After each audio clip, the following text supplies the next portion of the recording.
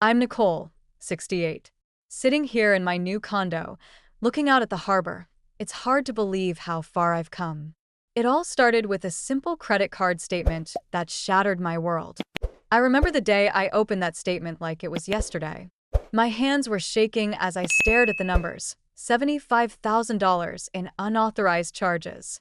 My daughter-in-law, Lily, had taken my card and gone on a shopping spree in Paris. She'd texted me, acting all sweet, saying how much she loved the gifts. But I knew it was no gift. It was theft.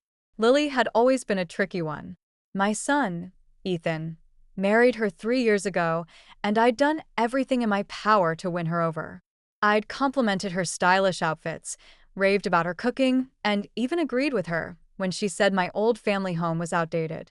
I was so afraid of losing Ethan, my only child, that I'd let her treat me poorly for far too long. There were so many red flags. At their wedding, she'd somehow forgotten to save me a seat at the family table. I spent the reception sitting with distant relatives, watching Ethan dance with his new wife while she ignored me. Ethan had brushed it off, saying she was stressed about the seating chart. I believed him, just like I believed all her lies over the years. After their marriage, she'd started excluding me from family photos. "Oh, we were just taking a quick shot," she'd say, but somehow I was never in the frame. And then there were the Christmas gifts. I'd spent weeks knitting her a beautiful scarf, but she'd barely glanced at it, setting it aside like it was nothing. But the worst was on Mother's Day. I'd cooked Ethan's favorite meals, and she'd arrived in a new designer dress, taking pictures of my food and posting them on Instagram, making it seem like some relic from the past. Ethan had laughed along, not realizing how much it hurt me. And then she'd started talking about buying a bigger house, hinting that I was too old to live alone. Ethan had started looking at me differently after that, like I was a burden. She'd also been making financial probes, suggesting I set up automatic bill payments or get a financial advisor. She even wanted Ethan added to my bank accounts.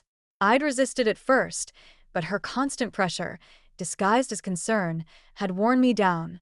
One night, unable to sleep, I decided to look into my bank statements. That's when I found out it wasn't just the $75,000 in Paris. There had been smaller charges over the past 6 months, adding up to a significant amount. And the card she'd used wasn't a personal one. It was linked to the business account of a marketing firm, Miller Associates, that I'd built with my late husband, Robert, 35 years ago. After Robert passed away from a heart attack 5 years ago, I'd stepped back from the business, but it was still active. Ethan had been helping me wind down the remaining contracts. He was an authorized user on the account for business expenses, but Lily had been using it for her personal shopping. This wasn't just theft, it was corporate fraud.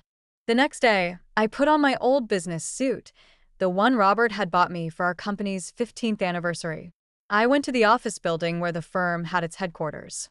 The receptionist, Lucy, was surprised to see me.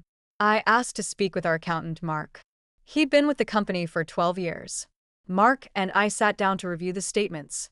He was shocked to see the unauthorized charges. I showed him Lily's Instagram photos from Paris, where she was wearing a diamond necklace purchased with a company card. Mark's face darkened. "Nicole, this is corporate fraud. The IRS takes this very seriously. There could be substantial fines and even jail time." I knew I had to talk to Ethan first. I asked Mark for 24 hours before filing an official fraud report. He was hesitant, but he agreed. That night, I used the spare key Ethan had given me and went to their house. I found a folder in Lily's bedroom labeled Financial Planning. It contained research about my assets, including the value of my house, and a timeline of her plans to gain full access to my accounts within 18 months. When Ethan and Lily came home, I invited them for dinner.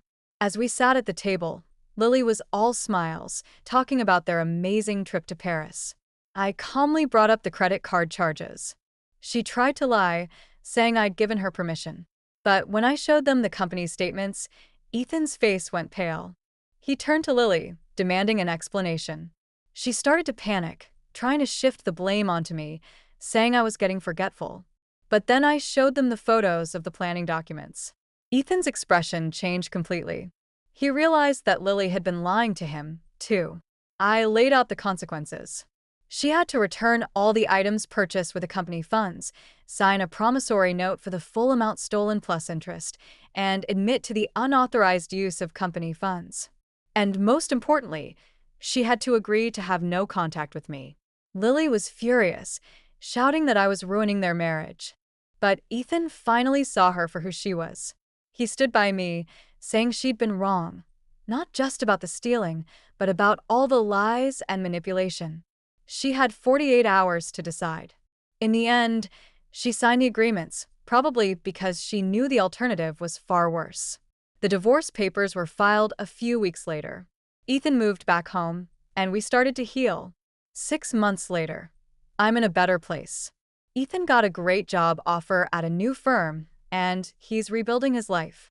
I've sold my old house and moved into this beautiful condo by the waterfront. It's a fresh start, and I've learned that I'm stronger than I thought.